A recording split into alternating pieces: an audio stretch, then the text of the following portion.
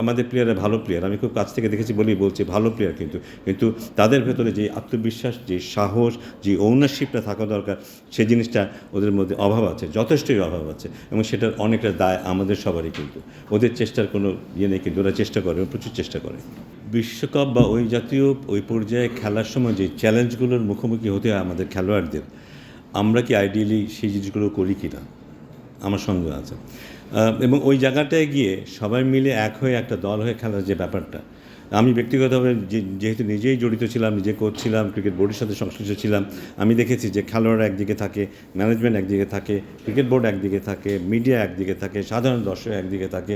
এটা কখনোই একটা আইডিয়াল সিচুয়েশন নয়। কিন্তু আমার চেষ্টা থাকবে এই সবগুলোকে একসাথে করা প্রথমত, এবং যেটা আমি একটু আগেও বললাম যে যেই আমাদের হেড কোচ হবে তাকে দিয়ে আমার একটা বড় পরিকল্পনা আছে যে সারা দেশের যত কোচ আছে যারা প্লেয়ারদের প্রডিউস করে, প্লেয়ারদের গাইড করে, তাদের সবাই মিলে আমরা একটা যদি ন্যাশনাল প্ল্যান করতে পারি যে আমরা কী চাই, কোন পর্যায়ে সবার সাথে সবার কানেকশন থাকবে।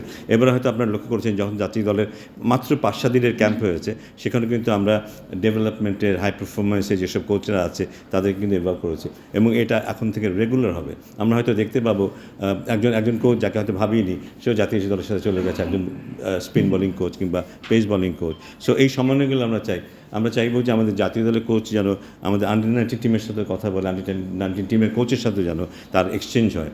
সো এটা একজন এখানে একজন ওখানে এইভাবে না, সামগ্রিকভাবেই একটা সমন্বিত প্রয়াস হবে এটা আমাদের মধ্যে, এবং সেখানে বোর্ড থাকবে, সেখানে মিডিয়া থাকবে, সেখানে কোচ থাকবে, সেখানে প্লেয়ার থাকবে, সবাই সেখানে সিলেক্টররা থাকবে।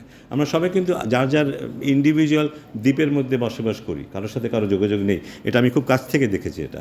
সো আমার মনে হয় এই দূরত্বগুলি কমে গেলে আমাদের টিম পারফর্ম করবে। আমাদের প্লেয়াররা ভালো প্লেয়ার, আমি খুব কাছ থেকে দেখেছি বলেই বলছি ভালো প্লেয়ার, কিন্তু তাদের ভেতরে যে আত্মবিশ্বাস, যে সাহস, যে ওনারশিপটা থাকা দরকার, সেই জিনিসটা ওদের মধ্যে অভাব আছে, যথেষ্টই অভাব আছে, এবং সেটার অনেকটা দায় আমাদের সবারই। কিন্তু ওদের চেষ্টার কোনো ইয়ে নেই, কিন্তু ওরা চেষ্টা করে, প্রচুর চেষ্টা করে।